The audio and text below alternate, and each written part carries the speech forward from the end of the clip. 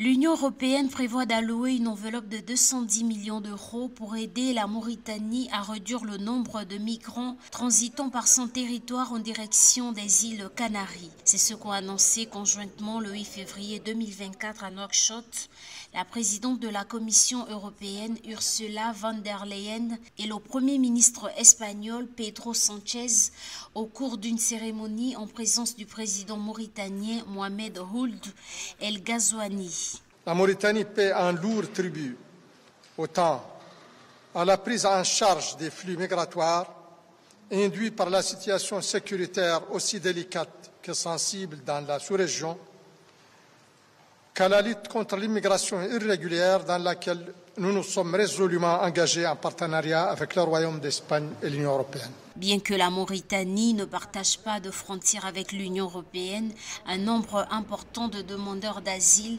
transitent par son territoire. Selon les données du Haut Commissariat des Nations Unies, la Mauritanie accueille plus de 107 000 réfugiés, originaires principalement du Mali, Sénégal, Guinée, Cameroun et du Togo. Une augmentation de 45% de la population réfugiée dans les zones urbaines ont été enregistrées entre 2021 et 2022 en raison des arrivées continues et de l'augmentation des enregistrements hors des camps. Nous allons renforcer notre collaboration existante dans ce domaine grâce au contrôle des frontières. Nous examinerons aussi les possibilités de faciliter la migration régulière.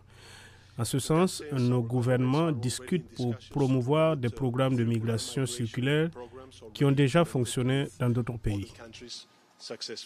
La présidente de la Commission européenne, Ursula von der Leyen, a annoncé un financement supplémentaire de 22 millions d'euros pour un nouveau bataillon antiterroriste en Mauritanie qui effectuera des patrouilles à la frontière avec le Mali.